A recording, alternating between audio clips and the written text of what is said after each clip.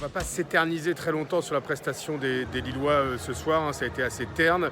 Un match nul 0-0, très peu d'occasions à signaler pour les hommes de Gourvenec qui ont subi la plupart du temps, notamment en première mi-temps. La deuxième période aurait été indigne de la compétition européenne. Allez, les Lillois se sont peut-être réveillés en fin de match, mais ça n'a pas suffi pour inverser la tendance et enregistrer un nouvel échec en Ligue des Champions. Alors certes, c'est un match nul, c'est mieux que rien, mais ça commence à faire beaucoup pour Lille qui n'a pas remporté un match de poule de Ligue des Champions à domicile depuis 15 ans et qui reste même sur ses trois dernières participations à la plus grande compétition européenne, sur un 10e match de rang sans victoire en Ligue des Champions.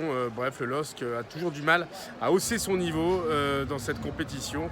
Pourtant, Lille n'est pas encore éliminée.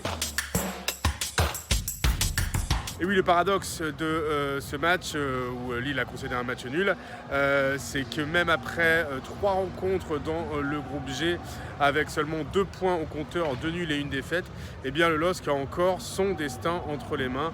Lille est désormais 3e et se déplacera à Séville le 2 novembre. Séville qui est 2e du groupe, seulement avec 1 point de plus que les hommes de Gourvenec. Ça veut dire qu'en cas de succès en terre andalouse, le LOSC s'emparerait de la 2e place. Alors clairement, on peut en douter au vu des prestations nordistes dans cette compétition depuis le début de saison, mais pourquoi pas, sur un malentendu, ça peut peut-être passer, comme disait un certain Jean-Claude Duss. Espérons que les Lillois inversent la tendance en Espagne dans 2 semaines à Séville pour réaliser un exploit et se relancer dans ce cas-là complètement en vue d'une qualification en 8e de finale. Ça semble improbable, mais c'est encore tout à fait jouable.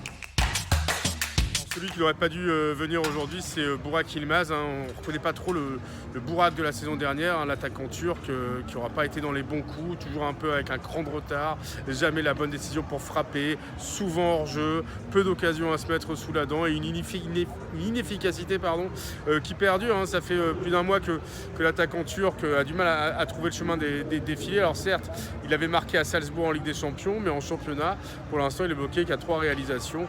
On sent beaucoup aussi d'énervement de la part de l'attaquant lillois, pourtant préservé à Clermont samedi. Il n'a pas joué, alors certes parce qu'il était suspendu, mais il a eu un peu plus de temps de repos à son tour de sélection. Ça ne s'est pas vu ce soir. Burak Yılmaz, qui était la star incontestée du LOSC la saison dernière en fin de saison, quand il a porté Lille vers le titre, a du mal à redémarrer cette année. Et quand Burak n'est pas au top, Lille galère.